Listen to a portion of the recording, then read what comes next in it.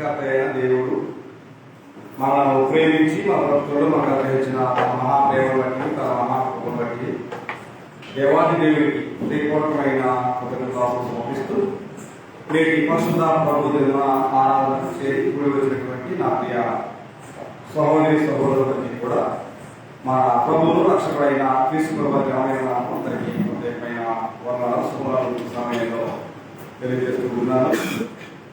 ప్రతి సమయంలో మనం ఇంతవరకు కూడా సంగమైన రాజ్యమైన మనం కూడా దేవుడి జ్ఞానానికి పరిశీలన.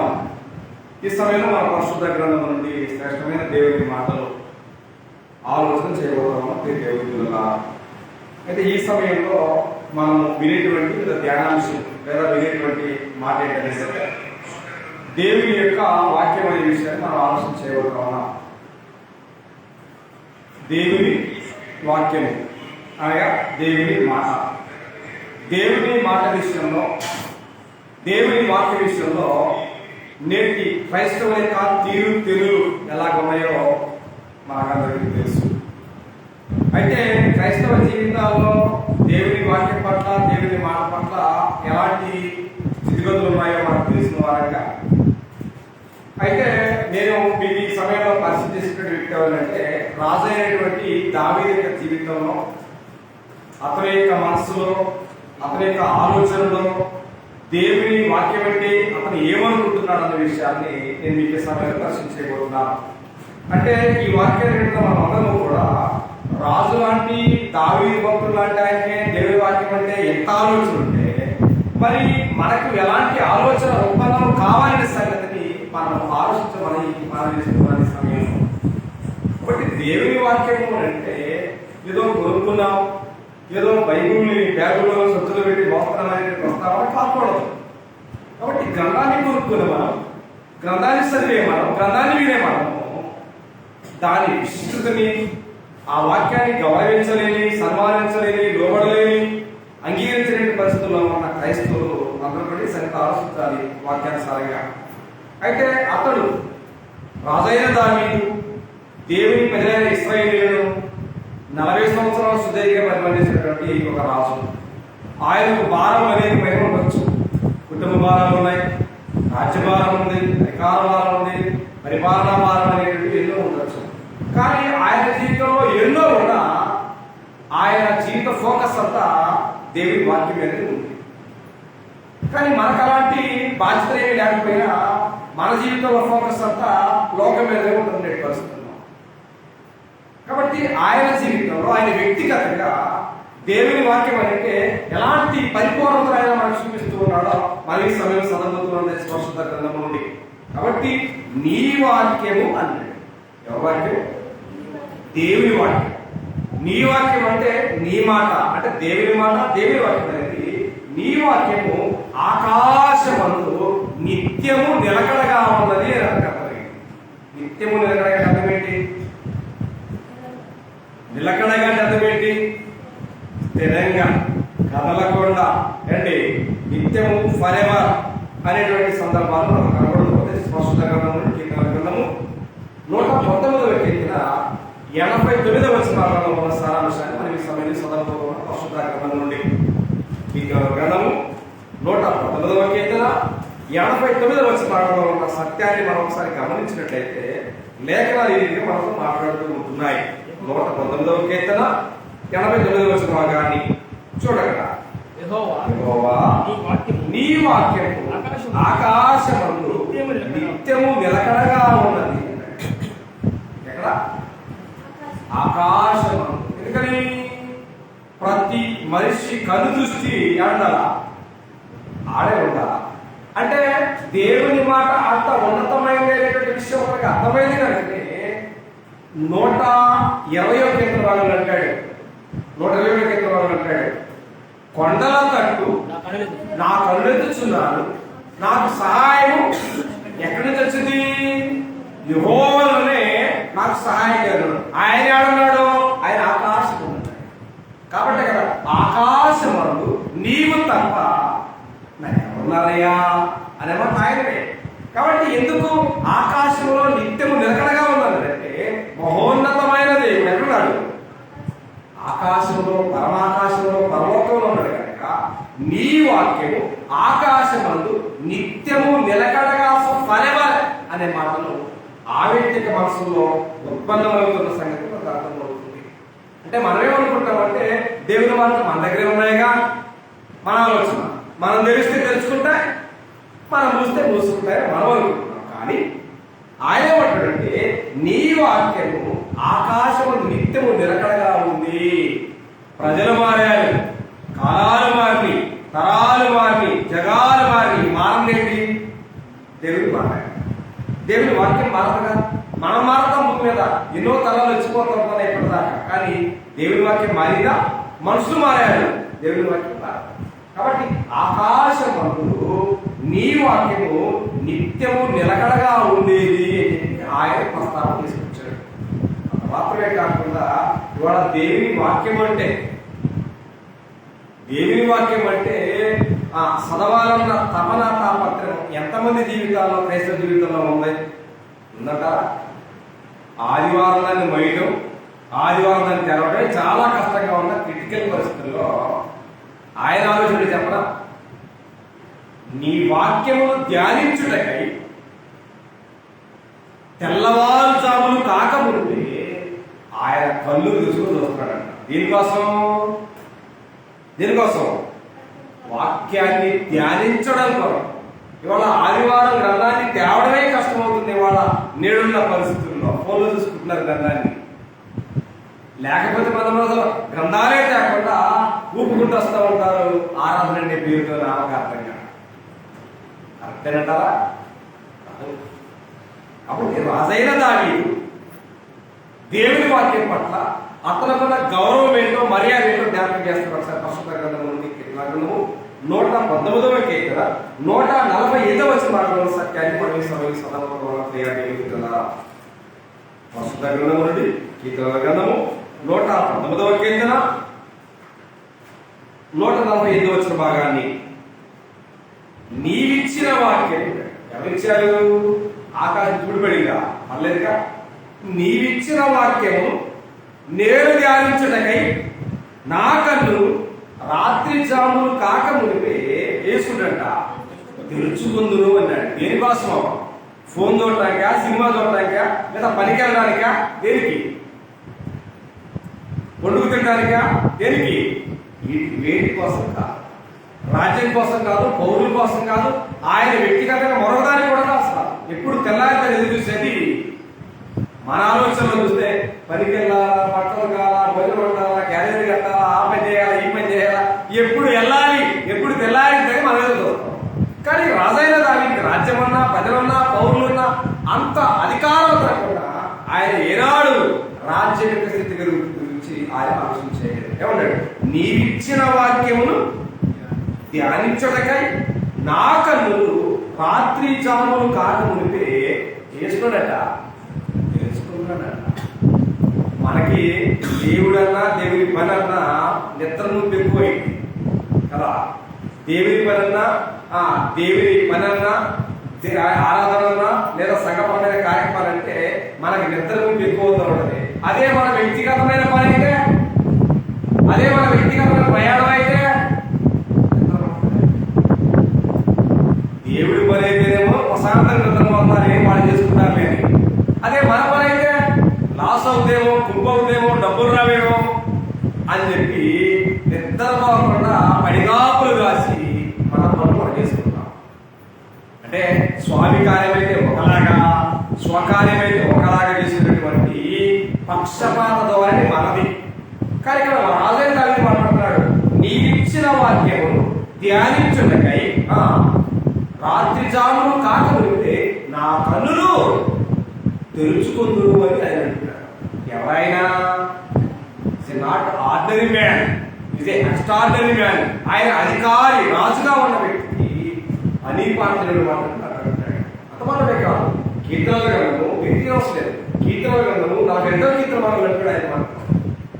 దుప్పి నీటి వాళ్ళ కొరకు ఆశపడ్డట్టు దేవా నీ కొరకు నా ప్రాణం ఆశపడుచు నేను దేవుని మందిరంలో ఎప్పుడు వెళ్ళెదను, ఆయన సన్నిధిలో నేను ఎప్పుడు ఆయనకు కనపడదు అన్నటువంటి రకమైనటువంటి తృష్ణ, తపన, తాపత్రయం వాక్య విషయంలో లేదు, ఆరాధన విషయంలో లేదు, ఏ విషయంలో కూడా దానికి మనం వేళ ఊరు బయట ఉన్నట్టు ఉంది. దగ్గర ఉన్నామా? కానీ రాజైన దావీదు అంత రాజ్యభారం ఉన్నప్పటికీ కూడా ఏమన్నాడు? నీ మందిరములకు ఎప్పుడు వెళ్ళేదను, ఏం పని లేదు పాటలేదు, అయినా మనకు దేవుడి సన్నిధికి రావడానికి తీరికే లేకపోయా, టైమే లేకపోయా. అదే ప్రయాణం అంటే తెల్లారిపాటికే చేసుకుని కూర్చుంటారు, అదే తెల్లారిపాటికి పని అంటే వెళ్ళిపోతారు, అదే దేవుడి పనికి అనేసరికి ఎంత బాధ, నింపలేని బాధ. ఇలాంటి పరిస్థితుల్లో దైవ చిత్తానుసారంగా దీవించబడే అవకాశం ఉందా? ఉండదు. ఎందుకని? ఇది పక్షపాత ధోరణి అంట, దీన్ని పార్షియాలిటీ అంటారు. మన పని అయితే ఒకలాగా, ఇతరుల పని అయితే ఒకలాగా. ఏ పనైనా ఒకే ఆలోచన కలిగి ఉండాలి. నా పని అట్లా చేసుకోవాలా, దేవుడి పని అట్లా చేసుకోవాలా. దీన్ని ఏమంటారంటే పక్షపాతమైన పరిస్థితి అన్నాడు. కాబట్టి గ్రంథం గురించి వాస్తవం ఏంటంటే నీవిచ్చిన వాక్యంలో ధ్యానించండి. రాత్రి జాములు కాకుండా ఎప్పుడు కళ్ళు తెరవాలి, ఎప్పుడు దేవుని మందిరానికి వెళ్ళాలి, ఎప్పుడు వాక్యాన్ని ధ్యానించాలి తపన తాపత్రయం ఆయన పొందే. ఇవాళ మనకే ఉంది, మనకుందంట. అది చూద్దామన్నా ఏవేసి భూతబ్దం వేసి చూద్దామన్నా కనిపించేటువంటి పరిస్థితి నేటి క్రైస్తవ జీవితాల్లో అని ఇవాళ మన జీవితాల్లో నాకది కావాలి, నాకేది కావాలి, నేను అట్లా ఉండాలి, నా కుటుంబం ఎట్లా ఉండాలని ఆశ కలిగి ఉంటాం. ఏ ఆశ? లోక సంబంధమైన ఆశ కలిగి ఉంటాం. కానీ దైవ సంబంధమైన ఆశ కలిగి ఉంటామా? వాస్తవాల వెలుగులో గమనిస్తే ఆయన ఆశపడుతున్నాడు దేనికోసం? దేనికోసం ఆశ? ఆశ సహజం. ప్రతి మానవ జీవితానికి ఆశ పడడం అనేది తప్పు కానే కాదు, కామన్ థింగ్. ఎందుకంటే ఆశ లేకపోతే ఏ మానవుడు భూమి మీద బ్రతకలేడు. కానీ ఆశకు మించితేనే అవుతుంది, దురాశ అవుతుంది. దురాశ దుఃఖానికి స్వీకరించే విషయాన్ని కూడా మనం గమనిస్తూనే ఉంటాం. కానీ రాజైనటువంటి దావీదు జీవితంలో ఆయన దేవి ఆశ పెట్టుకున్నాడు? రాబోయే బంగారం మీదలో, రాబోయే అధికారం మీదలో, రాబోయే డబ్బుల మీదలో, రాబోయే దేని మీద ఆయన ఆశ పెట్టుకోవాలి. ఆయనకున్న ఆశ ఒకే ఒకటి. ఆయన జీవించే జీవితంలో ఆశ కిరణమైంది ఒకటే ఒకటి. ఏంటి చెప్పండి? ఇంకా రెండో దానికి ఆయనకి అవకాశం ఉంది కాబట్టి ఒకసారి చూడండి. 119వ కీర్తన 114 వచ్చిన భాగంలో నీ వాక్యం మీద నేను ఆశ పెట్టుకున్నాను. అలాంటి ఆశ క్రైస్తవ జీవితాల్లో మనందరూ ఏ ఏ జీవితాల్లో ఒకసారి ఎవరి వారి ప్రశ్న వేసుకొని మనం చేస్తా ఉన్నాను. ఫస్ట్ దగ్గర నుండి కీర్తన గ్రంథము 119వ కీర్తన 114 వచ్చిన భాగంలో నేను నీ వాక్యం మీద ఆశ పెట్టుకుని ఉన్నాను. మనం ఎవరి మీద పెట్టుకుంటాం ఆశ? నమ్మిన మీద ఆశ పెట్టుకుంటాం. నువ్వు సహాయం చేస్తానన్నావుగా, నీ మీద ఆశ పెట్టుకున్నా. నీ వస్తానన్నావుగా, నీ మీద ఆశ పెట్టుకున్నా. ఎవరెవరి మీద మనం ఆశ పెట్టుకుంటాం. కానీ సర్వోన్నతుడైన సర్వసృష్టికర్త అయిన దేవుని మీద, దేవుని మాట మీద, దేవుని మాట యొక్క వాక్యం మీద మనకి ఆశే ఉండదు. ఎందుకని? ఆశ ఉన్న ప్రాణం దేవుడు చేస్తాడు. ఆశ కలిగిన ప్రాణాన్ని దేవుడు తృప్తి పొందుతాడు. మరి దేని మీద ఆశ ఉండాలా? లోక సంబంధమైన మీద, దాని మీద ఆశలు ఎక్కువ, దేవుని వాక్యం మీద ఆశలు. మరి ఎప్పుడు నీ అంటే ఆశ కలిగిన ప్రాణాన్ని తృప్తిపరిచేది ఎప్పుడు? దైవ సంబంధమైన ఆశ కలిగినప్పుడు, దేవుని మహిమకరమైన ఆశ కలిగినప్పుడు, అప్పుడు నీ ఆశని దేవుడు తీరుస్తాడు. అంతే తప్ప దైవ సంబంధమైన కార్యక్రమాలు విడిచిపెట్టి లోక సంబంధమైన వాటి కొరకు దురాశ ఎదురుస్తే దుఃఖానికి మిగిలేది సేడు తప్ప మరొకటి కాదు. అనే విషయాన్ని దయచేసి ఎవరు మర్చిపోవద్దు. కాబట్టి నేను వాక్యం మీద ఏమిటాను ఆశ పెట్టుకున్నాను. అంటే ఆశని దేని మీదనే పెట్టవచ్చు. కానీ కుమారుల మీదను, కుమారుల ముందే రాజ్యం మీదను, లేదా ఆయన సంపాదించిన బంగారం మీదను, వెండి మీదను నా ఆశా కిరణాలు మీరే ఏం చెప్పారు అంటే రాజైనటువంటి దావీదు జీవితంలో ఆశా కిరణం ఎవరంటే దేవుని వాక్యమే. కాబట్టి నీ వాక్యం మీద నేను ఎదుగుతాను, ఆశ పెట్టుకున్నాను. అవును కదా, ఆశ పెట్టుకున్నాను వాస్తవం. కానీ ప్రారంభం నుండి ఇప్పటి వరకు కూడా మీరు ప్రార్థనలు పెడుతున్నటువంటి భక్తులు మీరు చూస్తే వాక్యాన్ని ఎడబెట్టుకుంటారు, వాక్యాన్ని ఎడబెడతారండి. వాక్యాన్ని ఏడంచాలా? హృదయంలో వచ్చా, కానీ ఏడొచ్చుతారు. హృదయంలో స్పేస్ లేదుగా, నిండిపోయింది ఆ లోకంతో, లోక సంబంధమైన దురాశలతో, లోక సంబంధమైన దుష్టత్వంతో, దుర్మార్గంతో మానవ హృదయం అంతా నిండి పొర్లిపోతున్నప్పుడు మరి ఆయన వాక్యాన్ని చూడడం ఉందా? కాబట్టి ఆయన మత్తస్వార్థ 15 వస్తుంది. మత్తస్వార్థ 15 వాక్యంలో ఈ ప్రజలు తమ పెదవులతో నన్ను పరిశుద్ధులు కానీ వారి హృదయం నాకు దూరంగా ఉంటుంది. ఇవాళ ప్రార్థన పెడుతున్న భక్తులలో దేవుని యొక్క వాక్యం ఎక్కడుందయ్యా అంటే ఉంది, నోట్లో తప్ప హృదయం. ఏడుండాలా? హృదయంలో ఉండాలా? అది ఏడ పెడతారు? నోట్లో పెడితే అయిద్దా? చెంప పెట్టి ప్రస్తుతం గ్రంథంలో రాయబడ్డాయి. నోట్లో పెట్టుకొని అంటే నాలుగుతోటి లోకసభ 6 అంటారు, నేను చెప్పు మాట ప్రకారం మీరు చేయక ప్రభువా ప్రభువా అని నన్ను పిలుచుట ఎందుకు అనేటువంటి చెంపపెట్టి సమాధానాలు ప్రభు చేసుకొని చేశారు. ఇవాళ వాక్యాన్ని నామమాత్రంగా గ్రంథాన్ని కొని మోసి దాన్ని పెదవులతో మాత్రమే సరిపెడితే ఎవరికి కూడా రైట్స్ లేవు ప్రభు అన్నాడికి. కానీ జ్ఞానం లేని వాడికి ఏం తెలుస్తుంది? జ్ఞానం లేని వాడు ఏం చేస్తాడంట? జ్ఞానం లేని వాడు ప్రతి మాట నమ్ముతాడు. కానీ జ్ఞానంలో మనం నమ్మాల్సింది ఏంటంటే గ్రంథము నుంచి వాస్తవంలో ఆయన వాక్యాన్ని అడుగుతారా? ఎవరు ఇచ్చారన్నమాట? ఎవరు చెప్తారన్నమాట? రాజైన దానికి 119 కీర్తనలో మాట్లాడుతున్న వచ్చిన భాగంలో నీ ఎదుట నేను పాపము చేయకూడనట్టు నా హృదయం ఉంచాడు, నీ వాక్యాన్ని ఉంచాడు. ఎంతమంది హృదయంలో వాక్యం ఉంటుంది? వాక్యం ఉన్న జీవితాలు ఎలా ఉంటాయి అనేటువంటి దానికి ఖచ్చితంగా స్ట్రక్చర్ చెప్పేసేయచ్చు.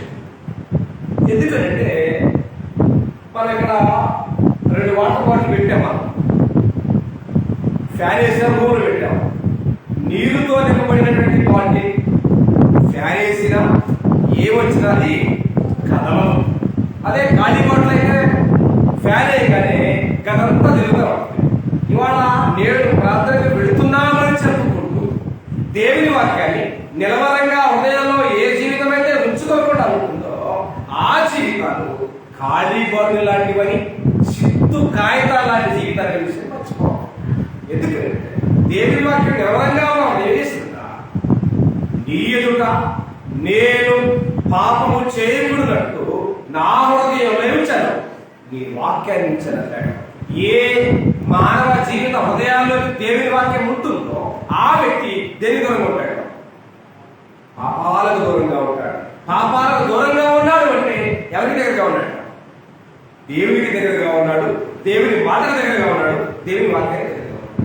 కానీ ఏ జీవితంలో అయితే పాపానికి దగ్గరగా ఉన్నారో వాళ్ళు దేవునికి దూరంగా ఉన్నారు, దేవుని వాక్యానికి దూరంగా ఉన్నారు, దేవుని మాటకు దూరంగా ఉన్నారు. మనకు అంటే ఈ యూరోప్లో జీవించే ప్రతి మానవ జీవితానికి దీవెన ఎప్పుడు దగ్గరగా ఉన్నప్పుడు దూరంగా ఉన్నప్పుడు దగ్గరగా ఉంటుంది. అంటే దగ్గరగా ఉన్నావు అని అంటే ఆయన మాట ఆయన వాక్యం ఎక్కడ ఉంది?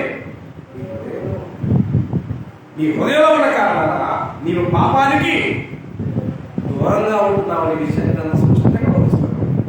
అంతకంటే వాక్యము నీ హృదయంలో నీవు నిలవరంగా దాన్ని నిలకడగా స్టోర్ చేసుకుంటే, నింపుకుంటే ఆ వాక్యము ఎలాంటి పరిస్థితుల్లో నీకు ఏకలగిస్తుంది.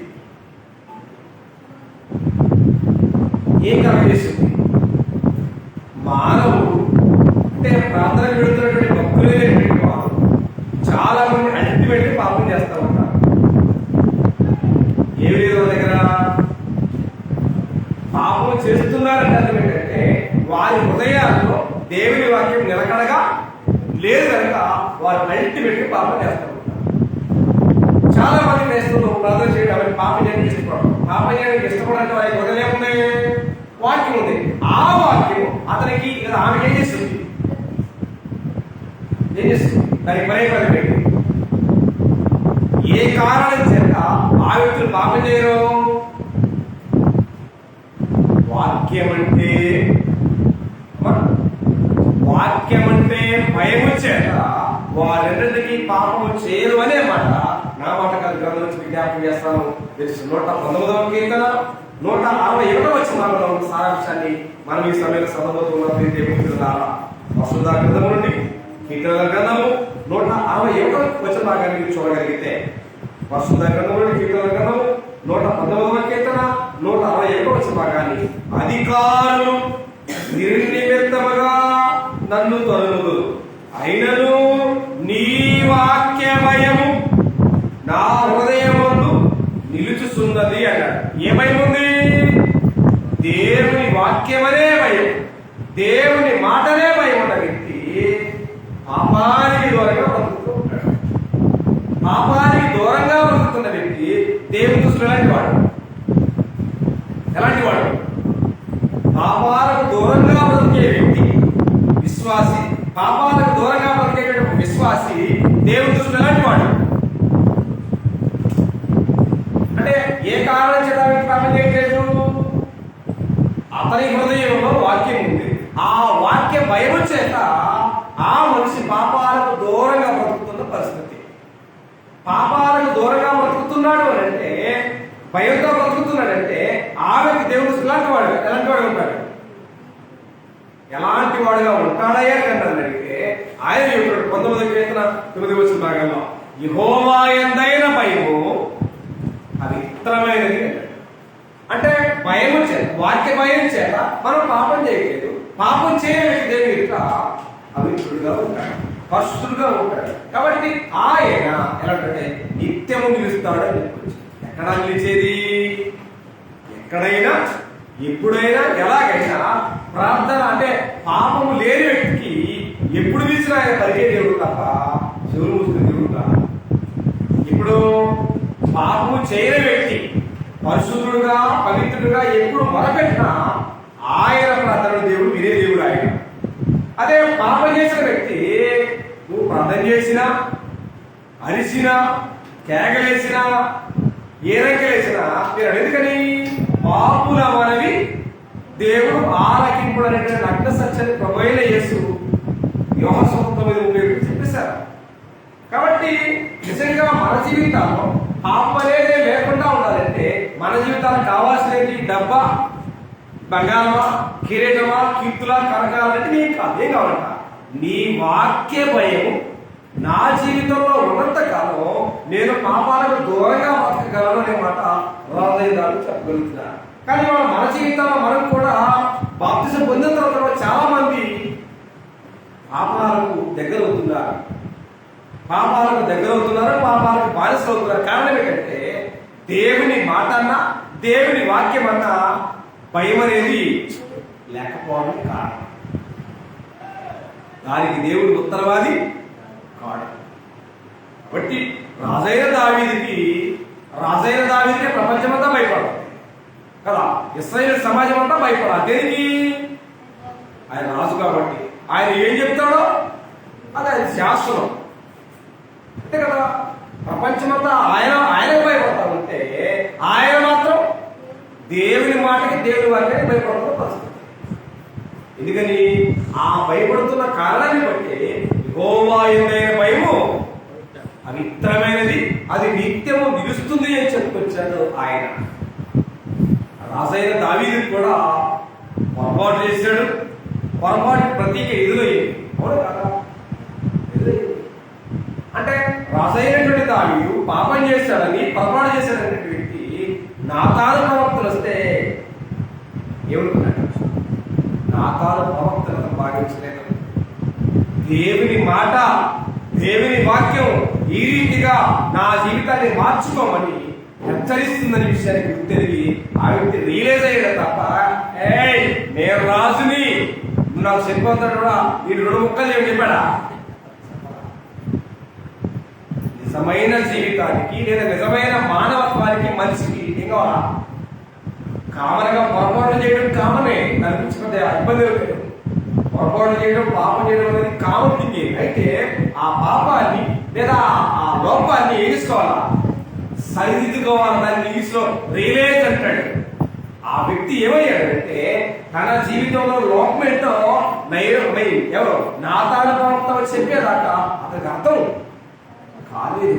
కానీ వాళ్ళ మనకు అర్థం కాకపోయినా అమ్మా అయ్యా అని ఏం చెప్తాడు, నన్ను చెప్పావుగా నేను చూస్తా, నువ్వెక్కడ దొరకవా అని చెప్పి మనం టార్గెట్ చేయడానికే మనం మన జీవితం సిద్ధమవుతున్నాడు తప్ప నా జీవితంలో లోపం ఉంది, నేను సరి చేసుకొని దేవునికి మహిమకరంగా లోకానికి మాదిరికరంగా నా కుటుంబానికి దీవెనకరంగా జీవించాలన్న తపన మన ప్రపంచానికి లేవన్నది వాస్తవం. దావీదు రియలైజ్ అయ్యాడు. అతని జీవితాన్ని బట్టి దేవుడు ఏమన్నాడు, దావీదు నా హృదయానుసారుడైన లేదా నా ఇష్టానుసారుడైన మనుషులు కలిగాడు. దేని బిడ్డ కలిగాడు? ఎర్రగలిగాడా? లేదు. తన జీవితాన్ని తను తగ్గించుకోగలిగితేనే అలా కలిగాడు. కాబట్టి అంటాడు, నీ వాక్యం నా హృదయంలో ఉంచుతున్నాను, ఎందుకంటే నీ విధంగా పాపం చేయక నేను పవిత్రంగా బతకాలనుకుంటున్నా, కాబట్టి నీ వాక్యమైన నన్ను పాపం చేయి. ఆ ఫిలాసఫీ ఆ రూల్ అనేది దావీదు మాత్రం దావీదు ఒకరికి వర్తించేదా?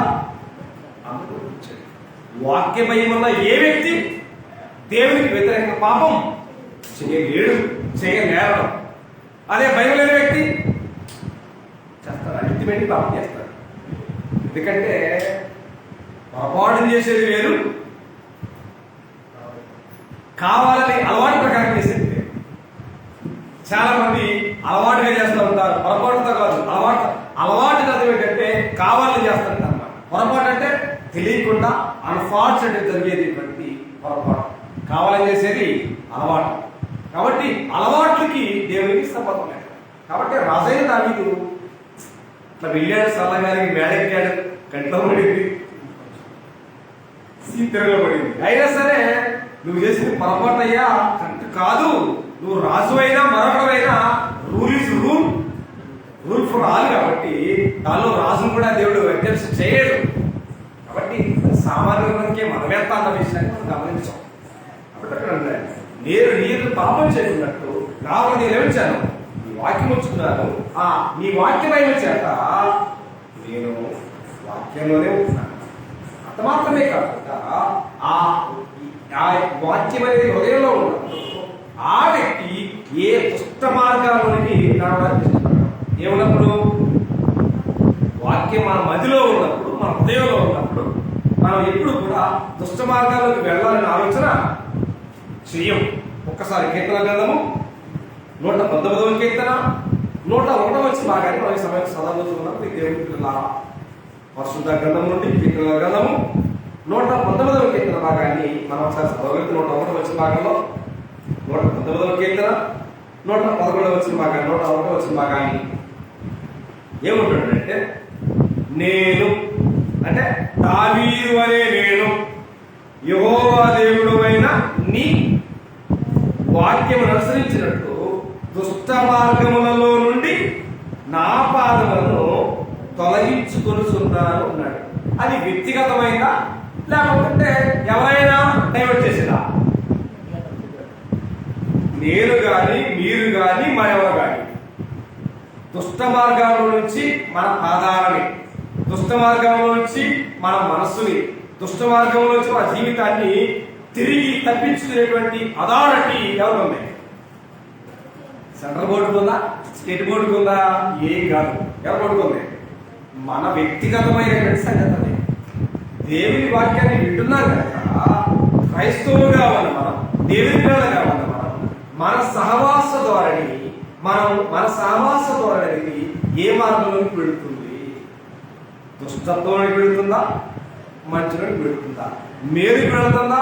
కీడుకి వెళుతుందా? మనం చేసేటువంటి సహవాసం అంతా కరెక్ట్ అయిందని ఎక్కడ ఆస్కారం లేదు. ఎందుకంటే భక్తుడైనటువంటి యోగు జీవితం సరిదాల్సి చేయండి. యోగు మంచివాడే, ఆయన స్నేహితులు మంచివాడేనా? వాళ్ళు వాడినటువంటి ఏకైక ప్రయాసం ఏంటా? బురద లేకుండా జమ్మి మొలుసునా, పాపం లేకుండా శ్రమ వచ్చునా. నిజమేనంటారా? బురద లేకుండా జమ్మి మొలిసే మాట వాస్తవమే, మొలదు. కానీ యోగి యొక్క జీవితంలో పాపాలు లేకుండా శ్రమలు వచ్చాయి. వచ్చాయి? పాపంతో ఉండి శ్రమలు వచ్చాయా? కాదు. అలా కూడా యోబు స్నేహితులు అనేక విధాలుగా వారిని ఏం చేశారు? హింసించారు, శ్రమ పెట్టారు, గాయం చేశారు. కానీ ఇవాళ మనమైనటువంటి స్నేహితులు కూడా దుర్మార్గం వైపుకి, దుష్టత్వం వైపుకి, పాపాల వైపుకి మన మనస్సుని డైవర్ట్ చేసే ఆలోచన కూడా లేకపోలేదు. తాగేందుకు రాజైన దావీదు రాజ్యాన్ని పరిపాలన చేశాడు. రాజైన దావీదు పరిపాలన అనంతరం ఆ రాజ్యం ఏదైంది? రెండయింది. ఒకటి ఉత్తర రాజ్యం, రెండు దక్షిణ రాజ్యం. కాబట్టి ఆ రాజ్యంలో రాజైన తన సమకాలీనటువంటి యవనస్తుల మాట విని ప్రజల మీద పెట్టారట. రెట్టింపైనటువంటి భారాన్ని పెడితే పోయింది. ఇబ్బందిగా నిజంగా న్యాయంగా, నీతిగా, ధర్మంగా, భక్తిగా, భయంగా దేవునితో నడుచుకునేటువంటి వారితోనే మన సహవాసాలు ఉన్నప్పుడు మనం దుష్ట మార్గాల్లోకి వెళ్ళేటువంటి ఆస్కారం మనం. కానీ మనం ఏం చేస్తూ ఉంటామంటే క్రైస్తవులను నమ్మం, వారితో సహవాసం చెయ్యం. లోకంలో ఉన్న వాళ్ళతో మనం సహవాసం చేస్తే వారు మన మనసు ఏం చేస్తారు? చేస్తారని చేయంటారా? ఉన్నట్టుగా ఉండదంటారా? ఖచ్చితంగా చేయగలం. ఎందుకనంటే రాజైనటువంటి దావీదు, రాజైనటువంటి సొలొమోను ఏం చేశాడంటే అన్య స్త్రీలతో సహవాసం చేశాడు లేదా? అన్య స్త్రీలతో సహవాసం చేశాడు. ఆ అన్య స్త్రీలైనటువంటి వారు రాజైన దావీదుని ఎడిదింపారు. ఎటు వెళ్ళింది ఆయన మనస్సు? లేఖనాల వెలుగులో మీ దేవుని పిల్లలా మోసపోవద్దు. కాబట్టి మన జీవితం అనేది మనకిచ్చాడు. కాబట్టి దేవుడు మనల్ని అడిగేది మన జీవితం నుంచి దేవుడు మనం ప్రశ్నించాడు తప్ప రేపటి దినాన ఇదిగో ఎక్స్ అండి, ఇదిగో వై అండి, జెడ్ అని ఎవరి మీద చెప్పే అధికారం నీకు? నీ జీవితానికి నువ్వే ఉత్తరవాది అనే విషయాన్ని ఎన్నడూ మర్చిపోవద్దు. కాబట్టి రాజావాడు మాట్లాడుతున్నాడు, నీ వాక్యములను అనుసరించి నేను నా దుష్ట మార్గంలో నుండి నా అడుగులను లేదా నా మనస్సులను లేదా నా ఉద్దేశాన్ని నేను వేసుకుంటాను, మార్చుకున్నాను, దాన్ని తప్పించుకున్నానే మాటని గ్రంథం స్పష్టంగా బోధిస్తుంది. దేవుడి పిల్లల అయినా మనం దేవుని పిల్లలుగా ఉంటాం. ఆదివారం వారికి మాత్రమే వీరు రోజులు చేసే పని కూడా దుష్ట సంబంధాల పనులు అయితే దేవుడు ఆనందిస్తాడా? ఎందుకని దుష్టత్వమును చూసి ఆనందించే దేవుడు అప్పుడు కాదు అని ఆయన ఎవరైనా రాజైన దానికి 5 కీర్తనలు అన్నాడు, దుష్టత్వమునకు నీ యొద్ద చోటు లేదు, దుష్టత్వాన్ని చూసి నువ్వు ఆనందించే దేవుడు కాదు అని ఆయన మాట్లాడాడు. అలాంటి రాజైన దానికి మాట్లాడుతున్నాడు, నీ వాక్యాన్ని అనుసరించి నా జీవితంలో ఉన్న దుష్ట మార్గాన్ని నేను తొలగించుకుంటున్నాను అన్నాడు. అలాంటి రాజైన దావీదు లాంటి అంటే మరి మన జీవితంలో ఉన్న దుష్టత్వాన్ని మనం వదిలించుకోవాలి లేదా? విడిపించుకోవాలా లేదా? విడిపించుకోవాలన్నా వదిలించుకోవాలి. మనకి ఏం కావాలా? వాక్యం కావాలి కదా. ఆ వాక్యం రాకుండా విడిపించుకోగలమా? ఈ లోకంలో ఉన్నది ఏదైనా సంఖ్యల లాంటిదే. ఈ లోకంలో పాపమైన, దుర్మార్గమైన, దుష్టత్వమైన, దేవుని చిత్తానికి వ్యతిరేకంగా ఉన్నదంతా కూడా సంఖ్యల లాంటిదే. వాస్తవానికి ఎగ్జాంపుల్ ఏంటంటే మనం 1 రోజు కానీ 2 రోజులు కానీ మనం ఏదైనా ప్రయాణానికి పెడితే మనం వచ్చే సమయానికి ఏం కనపడుతుంది మీకు చెప్పండి? ఏం కనపడుతుంది? మనం ఏదైనా అకేషన్ నిమిత్తం 1 రోజు కానీ 2 రోజులు కానీ మనం ఇంట్లో లేకపోతే లేదా మనం నడిచే మార్గంలో లేకపోతే అక్కడ ఎవరో ఏదో చేస్తారు. ఏం వేస్తారు చెప్పండి? కాదు, సాలిపురుగులు ఏం చేస్తాయి? మొత్తం గుడి చేస్తాయి. దేనికి? వాటికి కావాల్సిన ఆహారం కోసం అవి ఎక్కడ పడితే అక్కడ వలలో వదిలేస్తాయి. దేనికి? ఆ వలలో చెక్కినటువంటి ఏ జీవరాశి అయినా వాటికి ఆహారం. కాబట్టి ఈ లోకంలో మీ విరోధి అయినటువంటి సాతానుడు గర్జించు సింహం వలె ఎవరిని మృంగుతున్నా అని తిరుగుతున్నాడు. వాడికి సమాధానం చెప్పాలంటే ఏం కావాలా? దేవుని వాక్యం కావాలా? ఆ వాక్యం మన దగ్గర లేకపోతే వాడు మనం ఎత్తుకుంటాడు. ఆ దేవుని వాక్యం మన దగ్గర ఉంటే వాడు పారిపోతాడు. ఎవరికి అవకాశం ఇస్తున్నా మనం? వాడికి అవకాశం ఇస్తున్నాం. దేవుడికి దేని చేత? వాక్యం అనేది మన హృదయంలో. వాక్యం అంటే మన జీవితంలో భయం లేదు. వాక్యం అంటే అసలు నమ్మకం లేదు. ఎవరికి అవకాశం ఇస్తున్నాం మనం? అనే విషయాన్ని లేఖనం స్పష్టంగా మాట్లాడు. కాబట్టి అలాంటి దుష్ట మార్గంలో నుండి నా పాదులను తప్పించుకోవాలంటే నాకు అవసరమైంది వాక్యం అనే ఖడ్గమనే సత్యాన్ని మర్చిపోవాలి. సాలిపురుగు ఎలాగైతే గూళ్ళు పెడుతుందో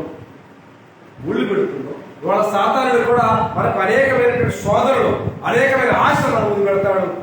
సాలిపురుగు వాటన్నిటిని పటాపంచలు చేసే ఖడ్గమేంటి? దేవుని వాక్యమేగా. ఆ దేవుని వాక్యం మన దగ్గర లేకపోతే మనం సిగ్గుపడతాంగా. ఆ చిక్కుని, ఆ తాళ్ళని లేదా వాటి ఆ గొలుసుని తెంపాలని ఏం కావాలా? దేవుని వాక్యమైన ఖడ్గమే కావాల్సింది. ఆ వాక్యమైన ఖడ్గం మన దగ్గర లేకపోతే దాన్ని విడిపించుకోగలమా? మనం సిగ్గుపడతామే తప్ప విడిపించుకోలేము. విడిపించుకోవాలి అంటే ఆ వాక్యమైన ఖడ్గం ఎక్కడ ఉండాలా? బీరువాలోనా, గోళ్ళకా? మన హృదయంలో నిలవరంగా ఉన్నప్పుడు ఎంత శోధనైనా, ఎంత సమస్య అయినా పట్టాపంచలు చేయగలిగే శక్తికి ఉంది. దేవుని వాక్యానికి ఉన్న విషయాన్ని మనం ఆయా సందర్భాల్లో మర్చిపోతుంటాం. దేవుని పిల్లలు అంత మాత్రమే కాకుండా మన అడుగులు అన్నట్టు క్రైస్తవులుగా, దేవుని పిల్లలుగా మనం వేసే అడుగు జాగ్రత్త, మనం మాట్లాడే మాట జాగ్రత్త, మనం చూసే చూపు జాగ్రత్త, మనం పట్టుకునే చేతులు జాగ్రత్త అనే విషయంలో అడుగుల గురించి కూడా భక్తులు మాట్లాడుతున్నారు. ఒకసారి దయచేసి గ్రంథం నుంచి 119వ కీర్తన 133వ భాగంలో సందర్భాన్ని మనం ఈ సమయంలో చదవబోతున్నప్పుడు దేవుని పిల్లలారా, పరిశుద్ధ గ్రంథము నుండి కీర్తన గ్రంథము 133వ కీర్తన చూస్తే, నీ వాక్యమును బట్టి నా అడుగులు స్థిరపరచు అన్నాడు. ఎందుకని? దుష్ట మార్గంలోనికి వెళ్ళకుండా. అదే కదా ఒక కీర్తన గారు చెప్పుకొచ్చాడు, పాపుల మార్గములు నిలవక, అపహాసులు కూర్చున్న చోట కూర్చుండక. అంతే కదా, నిలవద్దు, కూర్చోవద్దు, మాట్లాడద్దు, వారితో సహవాసమే చేయొద్దు. అందుకే నీ వాక్యములను బట్టి నా అడుగులు స్థిరపరచు. నా అడుగులు, నా జీవితము అంతా కూడా defend of the word of God, వాక్యం మీద మాత్రమే ఆధారపడి నా జీవితాన్ని, నా అడుగులను, నా చూపుని, నా శాస్త్రము, నా ప్రవర్తన మొత్తాన్ని కూడా అలాగునే స్థిరపరచు అని చెప్పి రాజైన దావీదు విన్నవిస్తున్నాడు దేవుడు. ఇవాళ మనమైతే నా జీవితం నడిచేది డబ్బుల మీద, నా జీవితం నడిచేది బంగారం మీద, నా జీవితం నడిచేది గవర్నమెంట్ ఉద్యోగం మీద, నా జీవితం నడిచేది మేడల మీద, మిద్దెల మీద నడిచే జీవితాలు ఏనాటికైనా ఏమవుతాయి? పేక మేడలాగా కూలిపోతాయనే విషయాన్ని మర్చిపోకండి ప్రియా సహోదరి సహోదరుల. కాబట్టి అలాంటి నగ్న సత్యాన్ని విడిచిపెట్టి దేవుని వాక్యం మీదే మన జీవితాన్ని, మన అడుగులు స్థిరపరచుకుంటే సో ఫర్ ఎవర్ నిరంతరం. కాబట్టి అన్నాడు కదా మత్తయి 7వ అధ్యాయంలో, ఈ నా మాటలు విని వాటి చొప్పున చేయి ప్రతివాడు ఎడగడతాడంట, బండ మీద తన ఇల్లు కట్టుకున్న బుద్ధిమంతుడిని పోలి ఉంటాడు అన్నది గ్రంథం బోధించే వాస్తవాలు. ఎవడైతే అన్నట ఈ నా మాటలు విని వాటి చొప్పున చేయని ప్రతివాడు ఇసుక మీద తన ఇల్లు కట్టుకున్న బుద్ధిహీనుడు పోలి ఉన్నాడు అంటాడు. ఏ జీవితానికైనా ఏ సమయంలో అవసరమైంది ఏంటంటే కూడా. కాబట్టి మాట్లాడుతున్నాడు, నీ వాక్యమును బట్టి నా అడుగు వినేలా స్థిరపరచు. అంతే తప్ప నా సొంత ఉద్దేశాలతో, నా సొంత నిర్ణయాలతో, నా సంతోషం కోసం, నా ఆనందం కోసం నా అడుగు నా ఇష్టంగా కానే కాదు, మొత్తం నా జీవితం యావత్తు నీకైతే ఉన్నట్టు దావీదు మాట్లాడు. వాళ్ళు ఏదో పేరు కట్టడానికి అంకితం చేస్తామా? ఏదో పేరు పైకి కట్టడానికి అంకితం చేస్తామా? ఏం చేస్తాం? బంగారులాగా లోకానికి మనసత్వం చేస్తాం తప్ప దేవుడికి అసలు అవకాశమే ఇవ్వడం మనం ఉన్నప్పుడు దేవుడు. కాబట్టి అంటాడు, నీ వాక్యమును బట్టి నా అడుగులు స్థిరపరచుకునే మాట రాజైన దావీదు మాట్లాడుతున్నాడు. దేవుని మాత్రం కాకుండా ఏది ఏమైనా మనం నడుచుకోవాల్సింది దీన్ని బట్టి నడుస్తూ ఉంటారా? ఏదో చదువుతామండి, ఏదో మోస్తామండి, ఏదో డబ్బులు పెట్టి కొట్టామండి, ఆయన నడవలేమంటే కుదురుతా. కాబట్టి ఏ కాలమైనా, ఆది కాలం నుంచి ఇప్పటిదాకా ఏ కాలంలో ఏ మారుడైనా ప్రతి వారు నడవాల్సింది దేవుని మాట, దేవుని వాక్యం చేత నడవాలి. నువ్వు నడిచింది ఇది గోంగూర, ఎవరు నడుతున్నారు? నువ్వు నడవలేకపోతున్నావు, మానవులకు నడవలేకపోతున్నావు. నిజంగా దేవుని దృష్టిలో ఉన్నతమైన వాడు, ఘనమైన వాడు మానవుడు. అయితే దేవుడు అద్భుతంగా దేవుడు మానవుని ప్రేమించి శ్రేష్టమైనటువంటి ప్రతీవిస్తే మానవుని కంటే ప్రాముఖ్యంగా దేవుని మాటకు లోబడి స్థిరపడి సగర్వంగా నడిచి దేవుని మహిమ కొరకు దాన్ని జీవిస్తున్నాడు చెప్పండి. మనిషికి లేదా విలువ, మనిషి ఇవ్వట్లేదు ఆ విలువ. ఇక్కడ నేను ఒకసారి కావడం 119వ కీర్తన 57 వచ్చిన భాగం ఉన్నాం. 119వ కీర్తన 57 వచ్చిన భాగం ఉన్నటువంటి సారాంశాన్ని చదివినట్లయితే గ్రంథ వీధిని బోధిస్తూ ఉంది. 57 వచ్చిన భాగాన్ని యెహోవా నీవే నా భాగం. దేంట్లో భాగం? నీవే నా భాగం. దేంట్లో భాగం? ఆస్తిలో భాగమా, ఐశ్వర్యంలో భాగమా, బంగారంలో భాగమా, దేంట్లో భాగం? నీవే నా జీవితానికి భాగం. చెప్తూ నీ వాక్యములను అనుసరించి నడుచుకుందునని నేను ఏం చేస్తారు? మన జీవితంలో ఏదైనా జరగాలంటే ఎవడో నేను చేయొచ్చా, కానీ మనకంటూ నిర్ణయాలు కానీ ఇక్కడ దావీదు మాట్లాడుతున్నటువంటి మాటలు చూస్తే నీ వాక్యం అనుసరించి నడుచుకుందని నేను నిశ్చయించుకున్నాను. నిజంగా దేవుడు అనే మాట వ్యక్తిగతమైనగా అనేక మంది చూపించారు. మానవ జీవితానికి దేవుడు అనేటువంటి సందర్భం, దేవుడు కానీ, దేవుని మాట కానీ, దేవుని వాక్యం కానీ, దేవుని చిత్తం కానీ అన్నీ కూడా ఫ్లోరల్ వ్యక్తిగతమైనవి, ఏకవచనంతో సంబోధించే సంగతి. భక్తి అనేది వ్యక్తిగతమైనది కాబట్టి ఎవరు ఏమైనా నాకు సంబంధం లేదు. నేను రాజైనటువంటి దావీదు నేను నీ వాక్యం అనుసరించి నడుచుకుంటాను అని నిశ్చయించుకున్నాను. అది ఎవరికి ఇబ్బంది అవ్వచ్చు, ఎవరికి నొప్పి అవ్వచ్చు, ఎవరికి బాధ అవ్వచ్చు, ఎవరికి ఏమైనా నాకు అవసరం. నేను మాత్రం ఈ వాక్యాన్ని అనుసరించి మాత్రమే నడుచుకుంటానని నేను నిశ్చయించుకున్నాను. కానీ ఇవాళ మనం జనాలను సంతోషపెట్టడం కోసం, జనాలను సంతోషపెట్టడం కోసం, జనాల దృష్టిలో మేము గొప్పవాళ్ళని తెలియజేయడం కోసం దేవుని వాక్యాన్ని కూడా విడిచిపెట్టుకున్నటువంటి క్రైస్తవ సోదరి సోదరులు ఉన్నారా లేదా? ఎవరి కోసం? ఎవడ మెప్పు కోసం, ఎవడ ఘనత కోసం మనం ఎవరు పెడుతున్నాం? దేవుని వాక్య ప్రమాణాన్ని విడిచిపెట్టి నడిచి వాళ్ళ సంతోషకరంగా వాళ్ళ కాలంలో నడుచుకునే పరిస్థితుల్లో నేను క్రైస్తవ్యం గురింపుతో ఎవరితో నాకు నీ వాక్యాన్ని అనుసరించి నా అడుగులు నడవాలని నేను నిశ్చయించుకున్నాను. నడిచే మార్గం నీది, నడిపించేది నీ వాక్యం, నడిచేది నేను. ఇంకెవరున్నారా? తోడుపట్టితో పోలేదు. వాస్తవానికి నడవాలన్న కృత నిశ్చయం మన దగ్గర ఉంటాయి. దేవుని మాట, దేవుని వాక్యం అనే భయం మన దగ్గర ఉంటే ఇక తోడుపాటితో పని దేవుడు ఫస్ట్ పార్టీ, 2 సెకండ్ మన పార్టీ. తోడుపాటితో పని మనసు ఉంటే, మనసు లేకపోతే ఎవరు కావాలా? దావీదు మధ్య ఎవరు వచ్చాడు? నా తరఫున ఎట్లా వచ్చాడో నేను కూడా మీ దగ్గర రావాల్సి వచ్చింది. కాబట్టి దేవుని వాక్యపరంగా నడవాలనుకున్నప్పుడు మనకు ఎలాంటి ఆటంకాలు అవతరం ఉండడానికి ఆస్కారం లేదనే విషయాన్ని కన్నా మనకు స్పష్టంగా బోధిస్తుంది దేవుడు. కాబట్టి వాక్య విషయంలో ఖచ్చితమైన జాగ్రత్త ఉందా? వినే విషయంలో జాగ్రత్త ఉందా? చదివే విషయంలో జాగ్రత్త ఉందా? లేదా నేర్చుకునే విషయంలో జాగ్రత్త ఉందా? లేదా ఇతరులకు చెప్పే విషయంలో జాగ్రత్త ఉందా? అని అన్నీ చెప్తాం అని దేవుడు వాక్యాన్ని చెప్తాం. అవును కదా? అన్నీ మోస్తాం, దేవుడి వాక్యాన్ని పోయాం. అంటే ఇది భారమైందా? వాస్తవానికి భారమైంది కాదు. మనం మోసే పాపాల భారం కంటే భారమైంది దేవుని ఆజ్ఞలు కాదు, దేవుని వాక్యం కాదు. కానీ మనకి దేవుని ఆజ్ఞలు, దేవుని మాట్లాడగానే మోయలేని కొండంత పొందని కూర్చుంది. అదే పాపాల భారం అయితే ఎంతైనా మోస్తాం, ఎంతైనా చేరేస్తాం మందికి కదా. ఎందుకని? మనకు దేవునికి ఇష్టం కానివి మనకిష్టం, దేవునికి ఇష్టమైంది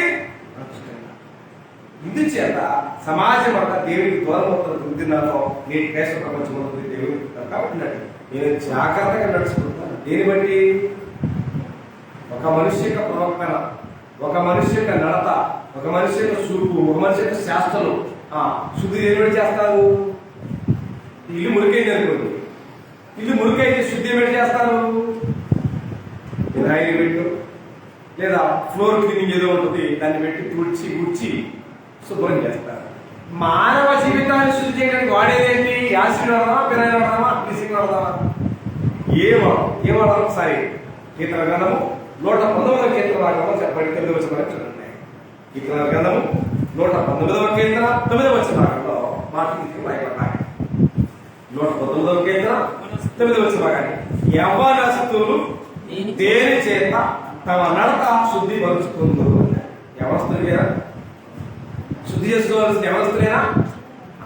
ఎంటైర్ వరల్డ్, ప్రపంచములో తన స్వరూపంలో తన పోలికలో పుట్టినటువంటి స్త్రీలు పురుషులనే భేదం లేదు. ఆ దేశం ఈ దేశం, ఆ భాష ఈ భాష, ఆ కులం ఈ కులం అనేటువంటి తారతమ్యాలు ఏమీ లేవు.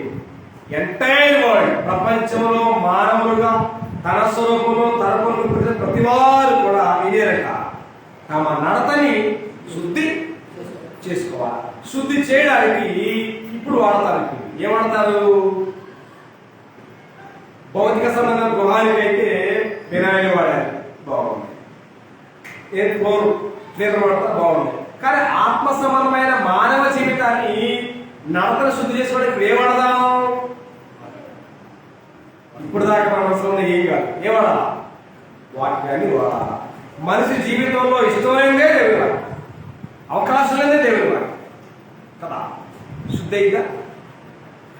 దేవుని వాక్యాన్ని నమ్మకుండా, దేవుని వాక్యాన్ని లోపడకుండా, దేవుని వాక్యం జీవించకుండా నువ్వు ఎంతకాలం ప్రాధాన్యత నీ జీవితం శుద్ధి అయిపోతుందా? కాబట్టి ఇవాళ లోకములో ఉన్న నామకార్థ క్రైస్తవ యొక్క స్థితిగతి ఎలా ఉన్నదయ్యారు కదా అని అడిగితే గానము అన్నది. గానం గురించి చెప్పాలంటే ఎవరు చెప్పాలా? పక్షుల్లో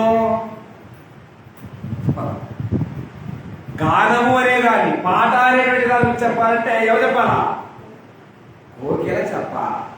కొంపల తిరిగి కాకేం తెలిసిద్దా? తెలీదు. అలాగే వాసన గురించి చెప్పాలంటే ఎవరు చెప్పాలా? గంధపు చెక్క వాసన గాలి తెలిసిద్దా? తెలీదు. ఇవాళ నామకార్థంగా బైబిల్ కొనుక్కొని బ్యాగ్ వేసుకొని అడావుడిగా గత్తరగా వస్తే గ్రంథములో ఉన్న దేవుని చిత్తం ఏదో, గ్రంథములో ఉన్న దేవుని మాట ఏంటో అర్థమయ్యే అవకాశం ఉందా? లేదుగా. కాబట్టి గ్రంథాన్ని గ్రంథంగా స్పష్టంగా గ్రంథాన్ని గమనించగలిగితే లేఖనాలు ఏం మాట్లాడుతున్నాయో అర్థమవుతుందా? గ్రంథాన్ని కొన్నారు కానీ గ్రంథాన్ని చదువుతున్నారు, గ్రంథంలో ఏ వాస్తవం ఏదైతే అర్థమవుతుందా? ఇవాళ క్రైస్తవం ఎలా ఉన్నదంటే కప్పలమ్మడి కాకి కోకిల గానం తెలియనట్టుగా, గంధపు చెక్కల వాసన గాడిన తెలియనట్టుగా, దేవుని వాక్య మర్మాలని తెలియకుండా ఏదో నామకార్థంగా వెళితే అయ్యే పరిస్థితి కాదు దేవుడు. కాబట్టి అలాంటి ప్రస్తావన దావీదు మాట్లాడుతున్నాడు. ఏమంటాడు? యవనస్తులు తమ నడతను ఎలా శుద్ధి చేసుకుంటారు? నీ వాక్యమును విడుదల బట్టి కదా అన్నాడు కదా. దేని బట్టి? నీ వాక్యములు అనుసరండి. నీ వాక్యమును బట్టి దాన్ని జాగ్రత్తగా చూసుకున్నదని బట్టియే కదా అన్నాడు. అంటే వాక్యమనే మన జీవితంలో లేకపోతే మన జీవితాలు భ్రష్టత్వంలో ఉన్నట్టే, మన జీవితాలు దుష్టత్వంలోనే ఉన్నట్టే. వాక్యాన్ని మన జీవితంలో అవకాశం లేకపోతే మనం ఏమన్నట్టు సాతానుడు నిద్రపోతున్నట్టే. రాజైనటువంటి తన జీవితం గురించి తనకు తానుగా వ్యక్తిగతంగా మాట్లాడుతున్న సందర్భాలు యవనస్తులు కానీ, పెద్దలు కానీ, బుద్ధులు కానీ, భూమి మీద జీవించే వారు ఎవరైనా వాటి వారు తమ నడతని, తమ చూపుని, తన అడుగులని శుద్ధి చేసుకోవాలి. అంటే కావాలా? దేవుని వాక్యమే తప్ప మరొకటి కాదనే నగ్న సత్యాన్ని ప్రజలు ఏనాడో మర్చిపోయారు దేవుని గ్రంథానికి వ్యతిరేకంగా. కాబట్టి ఇవాళ క్రైస్తవులు కాని వారు కానీ, క్రైస్తవులు కానీ అందరి దగ్గర గ్రంథాలు ఉన్నాయి కదా, అందరి దగ్గర ఉన్నాయి. కానీ అందరూ గ్రంథం నడుస్తున్నారా? నడవాలని ఆలోచన ఉందా? నిజంగా గ్రంథాలు కొనుక్కున్నారే కానీ ఆ గ్రంథం ఎవరిది, ఆ గ్రంథంలో చిత్తం ఎవరిది, ఆ చిత్తం ఎవరి కోసం అనేటువంటి ఫీడ్బ్యాక్ కానీ చిన్న డిస్కషన్ గా తెలుసు. ఏదో గ్రంథాన్ని కొనుక్కున్నా, ఆదివారం సమయం దొరికి పనికి అందరికి వెళ్తాం, ఎక్కడికో సంగడికి చర్చికి వెళ్ళొచ్చాం అనేటువంటి తాపత్రయమే తప్ప అసలు నేను ఎందుకు దేవుడు నమ్మాలా, నేను ఎందుకు ఆరాధనకి వెళ్ళాలా, ఆరాధన కార్యక్రమం ఎవరు నిర్ణయించారు, ఎవరి కోసం అనే విషయం కథ ఏం అర్థం కాదు. బుద్ధెందు చేలో ఉపయోగం లేనటువంటి పరిస్థితుల్లోనే ఉన్నది. కాబట్టి దేవుడి పిల్లల మనం అందరం అంటే ఈ లోకంలో జీవించిన ప్రతి వ్యక్తి అంటే రోజు గడవాలి అంటే ఖచ్చితంగా మనిషికి అది కావాలా? నేను చెప్తామా? అది స్త్రీలు అవ్వచ్చు, పురుషులు అవ్వచ్చు, పిల్లలు అవ్వచ్చు, పెద్దలు అవ్వచ్చు, ఎవరైనా అవ్వచ్చు. మనం రోజు ఒక్కసారైనా మొహం దాంట్లో పెట్టాలి. ఏమండి? అర్థంలో చూడకుండా మనం మన జీవితాన్ని కొనసాగించలేము. అవునే కదా? ఖచ్చితంగా చూస్తాం. వాళ్ళ పిల్లల ఇంకేదని ఖచ్చితంగా అర్థాన్ని మనం చూస్తాం. ఎందుకు? మన లోపాలు, అది పౌడరా, పెట్టుకునే స్టిక్కరా, లేదా ఇంకోటి నెగటివ్ అర్థం. ఇదిగో ఇది లోపంగా ఉంది, సరి చేసుకో, సరిదిద్దుకో అని చెప్పి అర్థం నీకు ఏం చేస్తుంది? ఎక్స్ప్లెయిన్ చేస్తుంది. అర్థం మాట్లాడతాం, కానీ అర్థమైంది మనకు. ఎవరు కదా? పౌడర్ ఎక్కువగా ఉంది, చేసుకో, పౌడర్ సాలేదు, రాసుకొని అది చెప్పగానే వెంటనే రియలైజ్ అయిపోయి రాసుకుంటాం. తక్కువైతే రాసుకుంటే, ఎక్కువైతే తుడుచుకుంటాం. వాక్యం మాట్లాడని అర్థం చెప్పింది మనకు అర్థమవుతుంది, కానీ మాట్లాడుతున్న దేవుని వాక్యం మనకి అర్థం కాదు. అర్థమవుతుందా? కాబట్టి లేకపోతే మనం వాక్యం చేశాం. మీరు వినువారు మాత్రమై ఉండి మిమ్మును మోస పుచ్చుకొనవద్దు. ఎవడైనను వాక్య ప్రకారంగా ప్రవర్తింపని వాడైతే, ఎక్కడ వాడు తన సహజముఖమును అర్థములో చూసుకొని అవతలిగిపోయి తానెట్టివాడో మరిచిపోవుడు కదా అన్నాడు. అంటే అర్థం ఏంటి? వాక్యాన్ని కొనుక్కున్నంత మాత్రాన క్రైస్తవులు కాలేరు. గ్రంథాన్ని కొనుక్కొని బ్యాగులో పెట్టి మోసినంత మాత్రాన వారు క్రైస్తవులు కాలేరు. వారి జీవితాలు పవిత్రం కాలేదు. పవిత్రం కావాలి అంటే ఏం కావాలంటే, తన వాక్యమును బట్టి తన నడత చేసుకోవాలా. శుద్ధి చేసుకున్నప్పుడు మాత్రమే మన జీవితాలు శుద్ధవుతున్నాయనే విషయాన్ని గ్రంథం స్పష్టంగా బోధిస్తా ఉంటాయి. కానీ వాళ్ళ క్రైస్తవులుగా ఉన్నటువంటి జీవితాలు దేవుడన్నా, దేవుని వాక్యమన్నా, దేవుని మాట అన్నా జీవితాలకు అసలు భయమే, నమ్మకమే లేదన్న వాస్తవాన్ని సాక్ష్యం. ఎందుకంటే దేవుని మాట అంటే, దేవుని మాట గురించి ఎవరైతే చెప్తాడు, దేవుని మాట అన్నా, దేవుని వాక్యం అన్నా మానవుడిగా మనకి ఎవరికి అర్థం కాదు. కానీ ఎవరన్నా కదా భక్తులను అడగండి. భక్తులను అడిగితే దేవుడు భూమితో మాట్లాడాడు. భూమి విత్తనమిచ్చు ఫలవృక్షాలని నువ్వు మొలిపించుగా కాడన్నాడు. విత్తనాలు కొచ్చినేసిందా? వేసిందా? భూమి మీద విత్తనమిచ్చు ఫలవృక్షాలని పుట్టించుగా దేవుడు ఆజ్ఞ వేస్తే, ఆ ఆజ్ఞ ప్రకారంగా భూమి అన్నిటినీ మనం ఏదైనా పని చేయమంటే పని చేయకపోతే ప్రశ్న ముందుకు వస్తాయి. అంటే ఎట్లా ఇది ఎట్లా? కానీ దేవుడు భూమికి ఆజ్ఞ చేశాడు. విత్తనాలు బట్టి నేను చేయలేదా? అలాగే దేవుడు సముద్రానికి మాట ఇచ్చాడు. సముద్రమా నీవు, అంటే భూమి మీద నీళ్ళలో ఉంటే జలసరాశిని పుట్టించుగా కలుగుగా దేవుడు చెప్పాడు. దేవుడు అంటే మనకు తెలిసినట్టు చేపలు తెలుసు, తర్వాత ముసలు తెలుసు, తాంబేలు తెలుసు, తర్వాత తిమింగలాలు తెలుసు. అంటే మనకు తెలియకుండా నీళ్ళలో ఉన్నటువంటి జలసరాశులు ఎన్నో ఉన్నాయి. అన్ని అనుమతించారు. దేవుడు చెప్పాడా? కలుగుగాక పుట్టించుగాక దేవుడు ఆజ్ఞ చేశాడు. ఆ దేవుని మాటకి, దేవుని వాక్యాన్ని విలువన్నా నమ్ముతున్నావా? చేస్తున్నావా?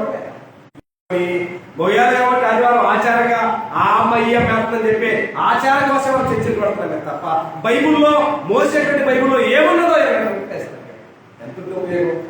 1,00,000 మంది ఉంటే ఉపయోగమా? 1,00,000 మంది ఉంటే ఉపయోగమా? లేదా ఇంకెంతమంది ఉంటే ఉపయోగం ఉందా? ఉండదు కదా. కాబట్టి దేవుని వాక్యాన్ని పూర్ణ మనసుతో అనుసరించేటువంటి ఇద్దరే చూపించింది పాత నిబంధన గ్రంథం. అలాంటి పరిస్థితుల్లో ఉన్నటువంటి నేటి క్రైస్తవ జీవితాల్లో అలాంటిది ఉన్నదా అంటే ఎక్కడ కూడా కనిపించిన పరిస్థితి మాట. కాబట్టి గ్రంథాన్ని గ్రంథంగా మనం గమనించినప్పుడు గ్రంథపాఠం నడవలేకపోతే ఉపయోగం లేని వస్తాను లేదు. కాబట్టి ఇక్కడ రాజేంద్రాన్ని మాట్లాడుతున్న సత్యం ఏంటంటే, నీ వాక్యంలో బట్టి నన్ను బ్రతికించు అన్నాడు. ఇక్కడ నీ వాక్యమును బట్టి నన్ను బ్రతికించు అన్నాడు. దీనికంటే ముందుగా 23వ కీర్తనలో ఎవరైనా సారాంశం మాటల్లో, నేను చిరకాలం యెహోవా మందిరంలో నివాసం చేస్తానన్నాడు. చిరకాలం అంటారా? చిరకాలం ఎవరు ఉండవు. ఏ మనిషి మీద జీవిత కాలం మోసి చెప్పాడు కదా, 70 సంవత్సరాలు, అధిక వాళ్ళు ఉంటే 80 సంవత్సరాలు అని చెప్పి మోసి చెప్పాడు. మరి దాన్ని అధిగమించి ఈయన సదాకాలం ఉంటారని చెప్పాడు. అదే దానికి కాదు. అక్కడ మాట్లాడిన మాట ఏంటంటే భవిష్యత్తు గురించి మాట్లాడుతున్న సందర్భం. నేను చిరకాలము యెహోవా మందిరంలో నివాసం చేస్తానన్నాడు. అంటే అది వాక్యాన్ని నడుస్తుంది. వాక్యం అర్థమైతేనే ఆ ఫ్యూచర్ భవిష్యత్తు మనకు అర్థం. వాక్యం తెలియదు కాబట్టి ఇక్కడ కళ్ళ గురించి మనం ఆలోచన చేస్తాం. దేవుడు నమ్మితే నాకు ఇల్లు ఇస్తాడు, దేవుడు నమ్మితే వాక్యం ఇస్తాడు, ఏదో ఇస్తాడని భౌతిక శ్రమలు అంటే కళ్ళ ముందని గురించి నమ్ముతున్నాను తప్ప శాశ్వత కాలం ఉండే పనులు, శాస్త్రకాలం నుంచి నిత్య జీవనం నుంచి నేటి కేసుల వరకు దాని మీద నమ్మకాన్ని దాన్నేమో దేవుని తాకట్టు పెట్టి లోక సంబంధం వాటి కోసం దేవుని దగ్గర వచ్చి వస్తువు పెట్టేస్తాను ఉందా ఉపయోగం కాబట్టి అన్నాడు నీ వాక్యమును బట్టి నన్ను బ్రతికించు అన్నాడు. నన్ను బ్రతికించు అన్నాడు. వాక్యాన్ని బట్టి నన్ను బ్రతికించమనే మాట ఎంత కాన్ఫిడెన్స్ గా చెప్తున్నాడు. ఆ మాట మీకు ఇద్దరు మీకు జ్ఞాపకం చేస్తాను. కొత్త నిబంధనలో అంటే ఇవాళ క్రైస్తవ్యమంతా భక్తి తెలిసినా తెలియకపోయినా, అది వేషధారులైనా మరొకటైనా ఇవాళ క్రైస్తవ్యమంతా బైబిల్ కొట్టుకుని ఎక్కడో సార్కి వెళ్ళి మేము ఆరాధించాము, మేము ప్రార్థనకి వెళ్ళామన్న వ్యక్తిగతమైన సంతృప్తితో ఎలాగైతే బ్రతుకుతుందో అలాంటి అవగాహన ఇద్దరు వ్యక్తిని జ్ఞాపకం చేస్తారు. ఒకళ్ళు ఎవరైనా మత స్వతంత్రం చేయడం శతాధిపతి, ఎవరైనా శతాధిపతి. ఆయన ఏనాడు లోకంలో నామకార్థ భక్తులాగా ఆయన ఏనాడు బైబుల్ బ్యాగ్ చేసుకుని సంకలో పెట్టుకుని ఏనాడు ప్రార్థనకు వెళ్ళలేదు. వెళ్ళాడా? వెళ్ళలేదు. మనకి దాని గురించినటువంటి పరిపూర్ణత మనకి అక్కడ చెప్పలేదు. కానీ అలాంటి శతాధిపతి యేసు దగ్గరికి వచ్చాడు. మత స్వతంత్రం వచ్చేమన్నాడంటే నీవు నా దాసుడు పక్షవాయువుతో బాధపడుతున్నాడు, అవునా? నీవు నా ఇంటికి వచ్చి నేను యోగ్యుడను కాదు, నువ్వు రావడానికి కుదరదు, నేను యోగ్యుడు కాదు, నా దాసుడు పక్షవాయువుతో బాధపడుతున్నాడు, నువ్వేం చేస్తావు? ఏమడిగాడు అక్కడ? నువ్వు వచ్చి నెత్తర చేతులు పెట్టి ప్రార్థన చేయమని శతాధిపతి బాగా. కానీ వాళ్ళ ప్రార్థన కైసం పిచ్చి. ఏంటి? నెత్తర చేతులు పెట్టి ప్రార్థన చేయించుకోవడం పిచ్చి. చేయించుకోవచ్చా? దానిలో మేలంతా కీడిందని తెలుసా? తెలీదు. తెక్కలోడు తిరణాలు ఎట్లా ఉంటుంది? తెక్కలోడు తిరణాలు అంటే బస్సు ఆ బస్సు ఎక్కడం, ఈ బస్సు ఎక్కడం, ఆ దిగడం, ఈ దిగడం అట్లాగే ఉంది తప్ప ఇవాళ భక్తి ప్రకారంగా వాక్య ప్రకారంగా నేను ఎలాగో ప్రార్థన చేయించుకోవాలన్న జ్ఞానం లేని పరిస్థితి. నిద్ర శరీరం పెట్టి తప్ప మనశాంతి ప్రార్థన వారికి. కానీ బైబిల్ చెబుతుంది, తిమోతి ఏం చెప్పాడు? త్వరపడి ఎవరి మీద నేను ఎదురు చేతులు పెట్టాడు. ఎందుకు పెట్టడం వల్ల నీకు అర్థం ఏంటి అంటే వారి పాపములలో నీవు పాలువాడవై ఉండద్దు. కాబట్టి జాగ్రత్తగా ఉండని చెప్పుకొచ్చాడు. ఉంటాను. కానీ ఆ జ్ఞానం లేని నామకాల క్రైస్తవం కోరేది ఏంటి? అయ్యా నిద్ర ప్రార్థన చేయడం, వాడు చేసుకున్నాడు వాడే ఉంటాడు, వాడి పాపలు నడకొస్తాయి, మనకు ట్రాన్స్ఫర్ అవుతాయి, మన మానవాళ్ళు. కాబట్టి గ్రంథాలలో అది చూసే పరిస్థితి లేదు. అలాగే శతాధిపతి ఉంటాడు, అయ్యా నీవు నా ఇంటికి వచ్చుకుని నీవు కాదు, నువ్వు మాట మాత్రం సెలవిస్తే నా దాసుడే అవుతాడు, పక్షవాయువు నుండి స్వస్థపరచబడతాడు. ఆ మాట విన్న ప్రభు ఏం చేయబడి ఆశ్చర్యపోయాడు. చూసి ఇశ్రాయేలు వచ్చేవారు చూసి ఇశ్రాయేలీలో ఇంత విశ్వాసం ఎవరిలో కూడా ఐ నెవర్ సీ అన్నాడు, నేను చూడలేదన్నాడు. ఎక్కడ చూశాడు? శతాధిపతి చూశాడు. ఆయన పత్రిక వచ్చాడా? గ్రంథాన్ని కొన్నాడా? గ్రంథాన్ని పోసాడా? ఆయన ఏ ఆలయానికి వచ్చాడు? ఏ ఉపవాస పత్రిక వచ్చాడు? ఎక్కడికి రా? ఆయన అంత విశ్వాసం ఎక్కడ ఉంది? ఆయన మాటలో ఉన్న నమ్మకం వచ్చింది. శతాధిపతి అన్నాడు మాట అన్నాడు. ఆ మాట ప్రకారం సెలవిస్తే అయింది. అంటే అదే మాట ప్రార్థన పెడుతున్న మనకి ఆ మాట మీద నమ్మకం ఉందా? నమ్మకం ఉంటే కాళ్ళకి నల్లతోళ్ళు ఎందుకు కదా? నమ్మకం ఉంటే కాళ్ళ కింద నల్లబొట్లు ఎందుకు? ఏమండి? దేవుని మాట్లాడే నమ్మకం ఉంటే తాయింపులు ఎందుకు కదా? దేవుని మాట్లాడే నమ్మకం ఉంటే కాకంతో ఎందుకు? దేవుని వాక్యం అంటే నమ్మకం ఉంటే నాగపట్నం ఎందుకు? దేవుని మాట్లాడే నమ్మకం ఉంటే పెద్ద ఉండిపోలు ఎందుకు? దేవుని వాక్యం అన్నా దేవుని మాట అన్నా నమ్మకము లేనటువంటి ప్రశ్నతో బతికే నామకాల కష్టంటే ఈ తాయిత్తులు ఇవన్నీ అవసరం లేదని అడిగిన. అలాగే మరో వ్యక్తిని జ్ఞాపకం చేస్తా. ఆయన ఎవరంటే సేకటి సామ్రాజ్యం అంటే పగలు వెలుగులోకి రాదు. ఏమో చెప్పండి? పగలు వెలుగులోకి రాదు. ఎవరంటే దొంగలు. దొంగలతో పని దొంగల పని ఎప్పుడు? నైట్ మాత్రమే. ఎందుకంటే సేకరణ సామ్రాజ్యం వారిదే కాబట్టి వారు కూడా ప్రార్థన చేసుకుని వెళ్తారు. ఏమని? అయ్యా నేను చేసిన దొంగతనాలు ఎవరు చూడకూడదు, ఎవరికి కనబడకూడదు, నా దొంగతనాలను ముగించుకొని క్షేమంగా డబ్బుతో బంగారంతో వాడు ఏమి పోయినా నేను మాత్రం క్షేమంగా సుఖంగా రావడం దొంగ కూడా కోరుకుంటాడు. కామ ఓకేనా? అయినా ఆ దొంగలో కూడా యథార్థత ఉండమని చాలా ప్రాముఖ్యమైనది. యేసు ప్రభువు సెలవేశారు. ఆ పట్టణంలో ఈ పట్టణంలో సెలవేశారు. ఒక పక్క ఏమన్నాడు, అయ్యా నువ్వు దేవుని కుమారుడు అయితే నిన్ను నీవు రక్షించుకొని మమ్మల్ని కూడా రక్షించయ్యా అంటే, అప్పుడు పక్కన దొంగ ఏమన్నా తెలుసంటే, మనము ఈ శిక్షకి మనకు అర్హత ఉంది, కానీ ఏ పాపం కూడా చేయని వ్యక్తి మనలాగా శిక్ష పొందుతున్నాడు, చాలా ఘోరం అని చెప్పి ఆయన మాట్లాడతామో తెలుసా, అయ్యా యేసు నీవు నీ రాజ్యముతో వచ్చినప్పుడు నన్ను జ్ఞాపకం చేసుకుంటున్నాడు. మరి ప్రార్థనలకు వెళ్తున్న మనకి ఇంకా రాజ్యం రాకపోయా? ఇంకా ప్రార్థన చేసే మనకి, గ్రంథాలు కొనుక్కున్న మనకి, వేల రూపాయలు పెట్టి గ్రంథాన్ని కొనుక్కొని వేల బ్యాగులో పెట్టి తిప్పుతున్న మనకి ఇంకా రాజ్యం వచ్చిన సంగతి తెలియకపోయా? ఇంకా పరలోకమందున్న మా తండ్రి ఈ రాజ్యం వచ్చుగాక ఏడకి వచ్చేది, ఇంకా ఆల్రెడీ వచ్చేసింది. ఆ రాజ్యాన్ని ప్రభు స్థాపించారు, ఆ రాజ్యాన్ని పరిపాలన చేస్తారు. ఏదో ఒక సమయంలో ఆ రాజ్యాన్ని తండ్రి దేవుడికి అప్పగించాలని గ్రంథం మోస్తూ ఉంటే ఇంకా రావడం గురించి ఆలోచన చేస్తున్నారు. జ్ఞానం ఉందా? గ్రంథాలనే ఉన్నాయి, జ్ఞానం ఉందా? లేదు. కాబట్టి అప్పుడు దొంగ యేసు నీవు నీ రాజ్యంతో వచ్చినప్పుడు నన్ను జ్ఞాపకం చేసుకున్నాను. అప్పుడు ప్రభు ఏమన్నాడు, నిశ్చయముగా నీవు నాతో కూడా ఏమంటావు పరదేశంలో ఉండు అని చెప్పాడు. అంటే ఆయన ఏనాడు భద్రకు వెళ్ళకపోయినా దేవుడి మాట అంటే యేసు ప్రభు మాట నమ్మకం వచ్చింది. శతాధిపతి నమ్మకం ఉంటే, దొంగగా ఉన్న ఇతరులు నమ్మకుంటే, నిత్యం ప్రార్థనకి వెళ్ళే మనకి దేవుడి వాక్యం నమ్మకం ఉందా? ఎందుకండి ప్రపంచానికి గ్రంథాన్ని కొనుక్కుంటా ఉపయోగం ఉందా? గ్రంథంలో ఏమి రాశారు, ఎవరు రాశారు సత్యంలో ఎంతమందికి అవగాహన ఉందంటే, ఏదో వాడి కోసం వేడి కోసం గ్రంథాన్ని కొనుక్కొని బైబిల్ పెడితే డబ్బాలు పెట్టి తిరిగితే అవతగా గ్రంథంలో ఏమో చదవగలిగితే అంత ఆలోచన. కాబట్టి దేవుని వాక్యాన్ని పరిపూర్ణంగా విశ్లేషణ డిస్కవరీ చేశారు. కాబట్టి రసాయన తల్లి మాట్లాడుతున్నాడు, నేను నీ వాక్యాన్ని బట్టి నడుస్తున్నాను. నీ వాక్యం అనేది చాలా ప్రాముఖ్యమైనది, చాలా ప్రామాణికమైన విషయంలో ఆయన మాట్లాడుతున్న సందర్భంగా చదువుతున్నారు. కాబట్టి దేవుడు కదా ఆ వాక్యము ఏ విషయం ఒక్కసారి మాట ఊహించిపోతున్నారు. కీర్తన గ్రంథము 119వ కీర్తన 50 వచ్చిన భాగం ఒకసారి మీరు చూడండి. కీర్తన గ్రంథము 119వ కీర్తన 50 వచ్చిన భాగంలో ఈ మాట ఈ రీతిలో రాయబడింది.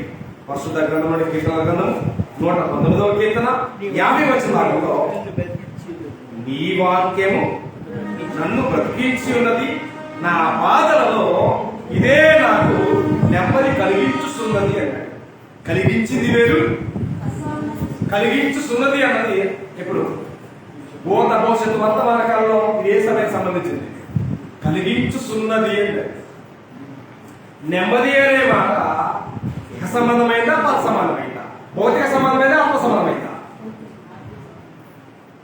23 కీర్తన భాగాలు మాట్లాడి చూపించండి. నేను చిరకాలము యెహోవా మందిరములో నేను నివాసం చేస్తున్నాను అదే దావీదు అన్నాడు. అది ఏ భావం? ఆత్మ సంబంధంగా మాట్లాడు, భౌతిక సంబంధంగా మాట్లాడు? ఆత్మ సంబంధంగా మాట్లాడు. ఆ భావం మనకు అర్థమైంది. వాక్యాన్ని ఇచ్చిన పరిపూర్ణత మనకు అర్థమైతేనే అక్కడ భావం ఏంటో మనకు అర్థం. లేకపోతే ఏమైంది? నోవాహు అట్లు చేశాడు, మోషే అట్లు చేయలేదు, అట్లు చేయనివాడికి పాపం అన్నట్టు. అట్లంటే ఏమట్లు? మనం వేసుకునే వినపట్లో గాలింట్లో కాదు, దేవుడు చెప్పిన మాట ప్రకారంగా చేయగలనే మన విషయాన్ని మనం అర్థం చేసుకోవాలి. కానీ ఇక్కడ అలా కాదు. ఆయన అట్లేసాడు, మీరు అట్లేమన్నాడు, అట్లు చేయకపోతే పాపం అన్నట్టు దేవుడి వాక్యాన్ని అర్థం చేసుకోలేకపోతాడు. కాబట్టి ఇక్కడ మాట్లాడుతున్న సత్యం ఏంటంటే, నేను చిరకాలం ఇక్కడ యెహోవా మందిరంలో నివాసం చేస్తానన్నాడు. ఇక్కడేమన్నాడు అని కూడా 10వ న్యాయవచనంలో, నీ వాక్యం నా బాధలలో నెమ్మది అన్నాడు. నెమ్మది అనే సందర్భాన్ని మరోసారి చెప్పండి. ఎవరి జీవితంలో నెమ్మది అనేటువంటి కాన్సెప్ట్ మరొక జీవితంలో చూడొచ్చు. ఎక్కడ నెమ్మది అనేది ఎక్కడ అర్థమైంది? ఎవరి దగ్గర? ఎగ్జాక్ట్ గా కరెక్ట్. లోకస్వ 16వ అధ్యాయంలో ఈ లోకాన్ని విడిచిపెట్టినటువంటి ఇద్దరు జీవితాలు ఉన్నాయి. ఎవరి దగ్గర ఉన్నాయి? అబ్రహాము దగ్గర ఉన్నాయి. ఇద్దరు జీవితాలు అబ్రహాం దగ్గరికి వెళ్ళిపోయాయి. అబ్రహాములో ఎవరున్నారు? లాజరు ఉన్నాడు. ధనవంతుడు ఎక్కడ ఉన్నాడు? అగ్నిగుండంలో ఏం పడుతున్నాడు? యాత్ర పడుతున్నటువంటి ధనవంతుడికి ఎవరు కనిపించారు? ప్రశాంతంగా పీస్ఫుల్ గా ఉన్నటువంటి లాజరు కనిపించారు. అప్పుడు అన్నాడు, తండ్రివైన అబ్రహామా నీ రొమ్మును ఆనుకొని ఉన్న లాజరు పంపించు. దేనిచ్చి? నీళ్ళిచ్చి. భూమి మీద బతికినంత కాలంలో నీళ్ళ నిప్పులీలే ఆహారం పెట్టిన రొట్టె ముక్కలు ఏమి కుక్క కంటే కూడా దారుణంగా చూసినటువంటి ఆ జీవితం అక్కడ ఉంది. అప్పుడు అన్నాడు అబ్రహాము, నా కుమారుడా, నీ జీవిత కాలమందు నీకు ఇష్టమైన సుఖాన్ని నువ్వు అనుభవించావు. ఓకేనా? అనుభవించావు. కానీ ఇప్పుడు లాజరు ఏం చేశాడు? అక్కడ కూడా కష్టం అనుభవించాడు కాబట్టి ఆయన ఇక్కడ ఏమవుతాడు? నెమ్మది పొందుతున్నాడు. కాబట్టి అబ్రహాం కానీ, మీరు కానీ, మన కానీ, ప్రపంచంలో ఎవరు కానీ ఆ నెమ్మదికరమైన స్థలానికి వెళ్ళాలి అంటే కావాల్సినటువంటిది ఏంటి? వెపనం. వాక్యం కాదా? యాకోబు పత్రిక 1వ అధ్యాయం 27వ వచనంలో సత్యపెట్టిందంటే, అందుచేత సమస్తమైన కల్మషమును విర్రవీగుతున్న దుష్టత్వమును మాని లోపల నాటబడి మీ ఆత్మలను రక్షించుటకు శక్తి గల వాక్యాన్ని సాత్వికతో అంగీకరించాలన్నాడు. ఇప్పుడు అక్కడ లాజరాత్మ, ధనవంతుని ఆత్మ, రెండాత్మ గురించి అక్కడ జరుగుతున్న సారాంశం. కాబట్టి ధనవంతుని ఆత్మ భూమి మీద బతికే కాలంలో దేని అంగీకరించలేదు? దేవుని వాక్యాన్ని, రక్షించేటువంటి శక్తి గల వాక్యాన్ని అంగీకరించలేదు, ఆమోదించలేదు. దానికి లోబడిన కారణంగా ఏం పడుతున్నాడు? యాత్ర పడుతున్నాడు. అదే దేవుని వాక్యానికి లోబడిన అంగీకరించేటువంటి ఏమయ్యాడు? అదే మాట్లాడు. అందుచేత సమస్తమైన కల్మషమును విర్రవీగుతున్న దుష్టత్వమును మాని మీ ఆత్మలను, మీ అనే వాళ్ళ బహువచనం. ప్రపంచంలో సామాన్యుడు కానీ, ధనికుడు కానీ, దరిద్రుడు కానీ, వాడెవడైనా వాడు మీ ఆత్మలను రక్షించగలిగేది ఏంటి? వాక్యం.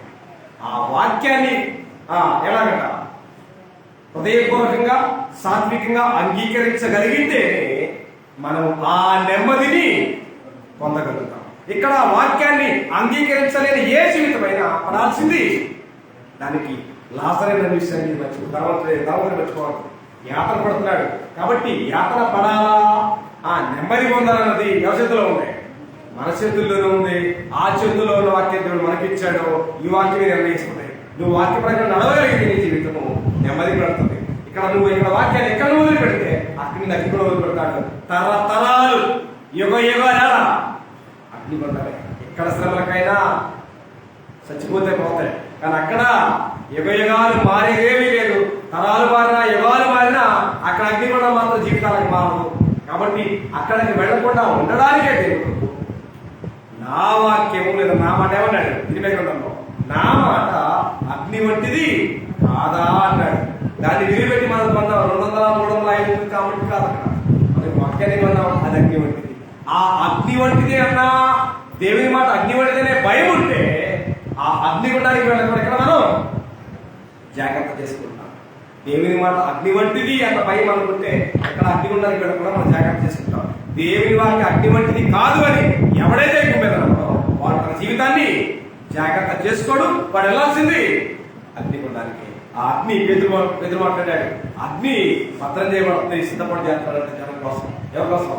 భక్తిహీనుల కొరకు, దేవుని వాక్యాన్ని నమ్మని వారి కొరకు, దేవుని వాక్యాన్ని లోబడిన వారి కొరకు, రక్షణ పొందని వారి కొరకు దేవుడి అన్నాడు. అగ్ని పోగు చేయబడుతుంది దేవుని. కాబట్టి మన జీవితాన్ని మార్చగలిగేది దేవుని వాక్యం. ఆ వాక్య విషయంలో జాగ్రత్తగా దానికి ఎంత జాగ్రత్తగా ఉన్నాడో అంతకంటే జాగ్రత్త మన జీవితంలో మనకమాలంగా కలిగి ఉండి దేవుని మహిమార్థమైన కూడా మనం అందరం ఎదగాలని వద్దాలని ప్రభు ప్రేమను బట్టి నన్ను నేరుగా హెచ్చరించుకుంటూ మిమ్మల్ందరినీ ప్రేమతో హెచ్చరిస్తాం. ఈ అవకాశాన్ని దేవునికి ప్రత్యేకమైనటువంటి కృతజ్ఞతలు ఈ వాక్యం శ్రద్ధ అందరికీ కూడా నా హృదయపూర్వకంగా తెలియజేస్తూ నా మాట